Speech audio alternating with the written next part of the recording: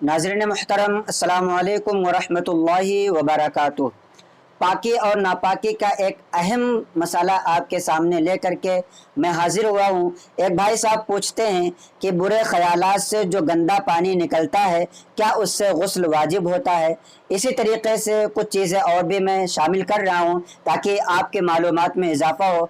बात करते वक्त भी इस तरीके का पानी, जैसे बीवी से अगर बात कर रहे हों या कोई किसी लड़की से बात कर रहा हो, तो ऐसी सूरत में बात करते हुए भी शर्मगाह से एक चिपचिपा पानी निकलता है, तो क्या उस पानी के निकलने से इंसान पर गुस्ल फ़र्ज होगा या नहीं होगा। ऐसी सूरत में अगर नमाज वगैरह पढ़ना है तो इंसान को क्या करना पड़ेगा, इन सारी चीज़ों के बारे में मैं आज वजाहत करूँगा। सबसे पहले आपको मनी और मज़ी में फ़र्क मालूम कर लेना है कि मनी और मज़ी क्या होती है।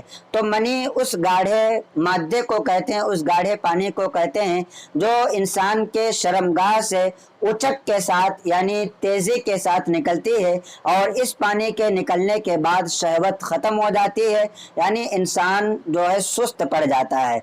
इसका हुक्म यह है कि अगर मनी का खुरूज हो तो ऐसी सूरत में इंसान पर गुस्ल फ़र्ज हो जाएगा। बग़ैर गुस्ल किए ना तो वो नमाज़ पढ़ सकता है, ना ही कुरान मुक़द्दस वग़ैरह की तिलावत कर सकता है।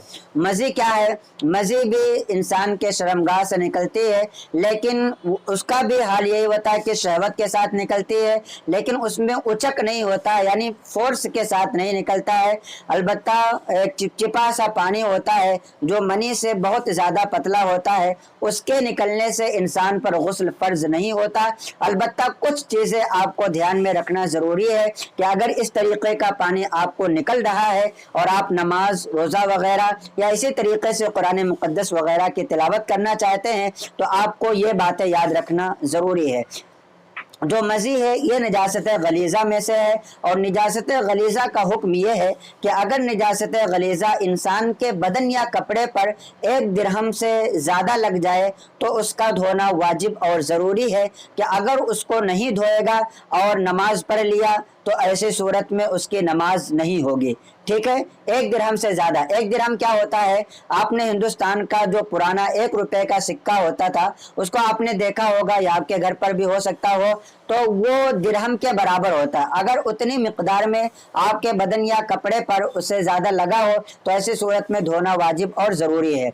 और अगर फ़र्ज़ है और अगर वो दिरहम के बराबर है तो इसका धोना वाजिब है कि अगर आप उसको बग़ैर धोए नमाज पढ़ेंगे तो नमाज वाजिबुल इआदा होगी, यानी उस नमाज को दोबारा पढ़ना होगा। दिरहम से ज़्यादा हो तो आपको नमाज को दोहराना, आपकी नमाज ही नहीं होगी, और दिरहम के बराबर हो तो नमाज वाजिबुल इआदा होगी, यानी ऐसे नमाज को फिर से पढ़ना पड़ेगा। और दिरहम की मिक़दार से कम हो, दिरहम की मिक़दार से कम हो, ना ज़्यादा हो ना बराबर हो बल्कि कम हो, तो ऐसी सूरत में उस निजासत का धोना सुन्नत है कि अगर किसी ने बग़ैर धोए नमाज पढ़ ली तो नमाज हो जाएगी, लेकिन उसने खिलाफ सुन्नत किया, उसको ऐसा नहीं करना चाहिए था। तो हासिल कलाम ये है कि अगर बीवी से बात करते हुए या किसी लड़की से बात करते हुए या इसी तरीके से अगर जहन में कुछ गंदे ख्यालात आ रहे हैं या फ़ोटोज़ वगैरह देखने की वजह से जो चिपचिपा पानी शर्मगाह से निकलता है, ऐसी सूरत में उससे गुस्ल फ़र्ज नहीं होता है।